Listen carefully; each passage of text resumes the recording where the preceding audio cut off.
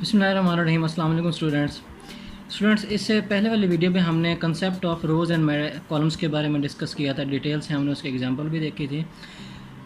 आज की हमारे पास इस वीडियो में हमने डिस्कस करना है कि ऑर्डर ऑफ मैट्रिक्स क्या होता है। ठीक है, अगर हमारे पास कोई भी मैट्रिक्स गिवन है तो उसके ऑर्डर हमारे पास किस तरह हम फाइंड आउट कर सकते हैं, तो उसको हमने डिटेल से देखना है। तो चलते हैं, सबसे पहले हम इसकी डेफिनेशंस देखते हैं कि ऑर्डर ऑफ मैट्रिक्स हमारे पास बेसिकली होता क्या है। तो डेफिनेशन हमारे पास है the number of rows and columns in a given matrix. Let's suppose अगर कोई भी मैट्रिक्स आपके पास गिवन है, जिस तरह ये एग्जांपल नंबर 1 में हमारे पास है कि m इज़ इक्वल टू कोई मैट्रिक्स गिवन है, वो हमारे पास क्या है 1 2 3 1 0 2। ठीक है, ये मैट्रिक्स है और हमारे पास ये एंट्रीज़ हैं। और हमने कल डिस्कस किया था कि रोज़ और कॉलम्स के बारे में कि कोई मैट्रिक्स हमारे पास, लेट्स सपोज एग्जांपल हम देखते हैं 1 2 3 1 0 2। लेट्स सपोज ये मैट्रिक्स हमारे पास गिवन है और इसको हमने कहा था कि किसी एक अल्फ़ाबेट के इक्वल है।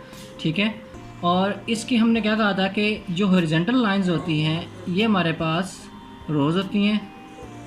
ठीक है, और जो वर्टिकल लाइंस होती हैं हमारे पास वो हमारे पास होंगी कॉलम। इसको हमने क्या कहा था कि कॉलम्स हैं ये हमारे पास। ठीक है, और ये हमारे पास C1 है, C2 है और ये C3 है। ठीक है, और ये हमारे पास, इसको हमने कहा था कि ये रो 1 और ये आपके पास रो 2। अब देखना क्या है कि हम इसका ऑर्डर कहाँ पे शो करते हैं। हम इसका ऑर्डर यहाँ पे हम लिखते हैं कि सबसे पहले हम रोज़ काउंट करते हैं। यहाँ पे हम लिखते हैं रोज़, फिर बाय कॉलम। ठीक है, यहाँ पे हम इसका ऑर्डर जो है वो लिखेंगे। तो इस मैट्रिक्स के सबसे पहले हम रोज़ को काउंट करेंगे कि रोज़ कितनी है इसकी 2 ही रोज़ हैं सिर्फ। ठीक है, तो हम यहाँ पे लिखेंगे कि इसकी रोज़, सबसे पहले रोज़ काउंट करेंगे, वो हमारे पास कितने 2, फिर लिखेंगे बाय। अब हमारे पास नेक्स्ट क्या है कॉलम, तो हम इसके कॉलम काउंट करेंगे। कितने कॉलम है 1 2 3। ठीक है, तो यहाँ पे हम लिखेंगे 3 कॉलम। तो ये हमारे पास बेसिकली हमारे पास ये ऑर्डर है। ठीक है, ये हमारे पास ऑर्डर है कि ये एग्जांपल नंबर हम इसको 1 कह देते हैं। तो क्या होगा कि कोई भी मैट्रिक्स गिवन है और उसका हमारे पास सबसे पहले उसकी नंबर ऑफ़ रोज़ काउंट करनी है, उसके बाद हमने क्या करना है नंबर ऑफ़ कॉलम्स जो है वो काउंट करने हैं। तो जितने नंबर ऑफ़ रोज़ होंगे वो हम यहाँ पे लिखेंगे। ठीक है, उसके बाद हम कॉलम्स काउंट करेंगे। तो जो हमारे पास कॉलम कितने हैं, 3 कॉलम है, तो यहाँ पे हम लिखेंगे 3। तो इसका ऑर्डर क्या होगा 2/3। तो आप कह देंगे कि इस मैट्रिक्स का ऑर्डर जो है हमारे पास 2/3 होगा। ठीक है, अब नेक्स्ट एग्जांपल ये एग्जांपल नंबर 1 है। नेक्स्ट एग्जांपल अगर हम देखें तो ये हमारे पास, लेट्स सपोज मैंने कोई मैट्रिक्स लिया है और उसको C के इक्वल किया है। तो इसमें एंट्रीज क्या है हमारे पास 1 2 3। ठीक है, और इसमें हमारे पास देखें कॉलम कितने हैं।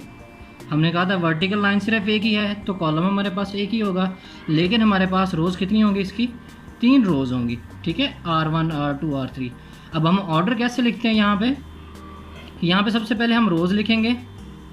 यहाँ पे हम सबसे पहले रोज़ लिखेंगे, फिर बाय कॉलम। ठीक है, अब यहाँ रोज़ कितनी हमारे पास हैं 3।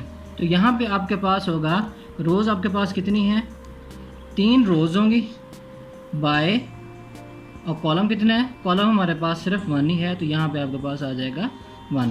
तो इस मैट्रिक्स का ऑर्डर हमारे पास क्या होगा 3/1। तो क्या होगा कि हमारे पास order of this matrix is 3/1। ठीक है, अब नेक्स्ट एग्जांपल देखें, आपको मज़ीद क्लियर हो जाएगी बात कि अगर हमारे पास कोई मैट्रिक्स है E। ठीक है, और उसमें एंट्री क्या है, हमारे पास सिर्फ एक ही एंट्री है। ठीक है, इसका अगर हमने ऑर्डर चेक करना है तो ऑर्डर हमारे पास क्या होगा कि रोज़ कितनी है। ठीक है, और कॉलम कितने हैं, कॉलम भी सिर्फ एक है।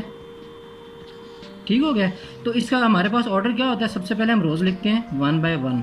तो इसका ऑर्डर हमारे पास क्या होगा स्टूडेंट्स 1/1। ठीक है, तो आप यहाँ पे लिख देंगे कि order of matrix E is 1/1।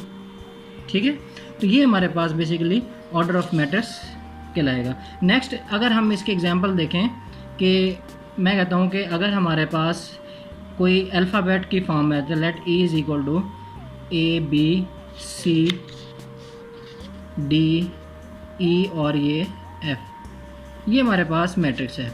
ठीक है, अब हमने देखना है इसका ऑर्डर फाइंड करना है, और आपको क्वेश्चन में कहा जाता है कि आपने इसका ऑर्डर फाइंड करना है। तो अब क्या करेंगे, सबसे पहले हम क्या कहते हैं कि इसकी रोज़ काउंट करते हैं। तो रोज़ हमारे पास क्या होगा, रोज़ हमारे पास R1, ठीक है, R2 और ये आपके पास R3।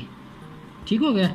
और इसके कॉलम हम अब आपने क्या करना है, हमने कॉलम आपके पास क्या होगा C1 और ये आपके पास C2। इसकी रोज़ कितनी हुई आपके पास 3 रोज़ हैं और 2 कॉलम हैं। तो ऑर्डर हम क्या कहेंगे कि order of matrix E is कितने 3/2। तो इसका ऑर्डर हमारे पास क्या होगा 3/2। ठीक है। तो ये बेसिकली आपके पास ऑर्डर ऑफ मैट्रिक्स है।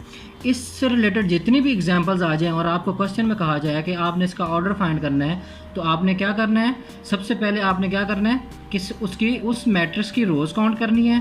ठीक है, कितनी रोज़ हैं, और उसके बाद उसके कॉलम काउंट करने हैं। याद रखिएगा कि सबसे पहले आपने रोज़ काउंट करनी है, उसके बाद आपने वर्टिकल लाइंस कॉलम। ठीक है। तो डेफिनेशन में अगर हमारे पास देखें तो सबसे पहले हमारे पास क्या कहता है डेफिनेशन में कि the number of rows and column in a given matrix. ठीक है, जितने नंबर ऑफ रोज़ और कॉलम्स होंगे गिवन मैट्रिक्स के अंदर वो हमारे पास का ऑर्डर कहलाएगा। ठीक है। तो इसकी एग्जांपल मैंने 3 एग्जांपल दी और ये आपके पास एग्जांपल नंबर 4 है। आप इससे रिलेटेड नेक्स्ट कोई भी एग्जांपल आप अपने तरफ से दे सकते हैं। और क्वेश्चन में भी अगर आपसे पूछा जाए कि आपको मैट्रिक्स गिवन होगा, ठीक है, और आपको कहा जाएगा कि इसका ऑर्डर बताएं, तो आपने सबसे पहले रोज़ चेक करनी है। ठीक है, रोज़ काउंट करनी है, उसके बाद आपने कॉलम काउंट करना है और नीचे आपने लिख देना है कि order of matrix this is 3/2।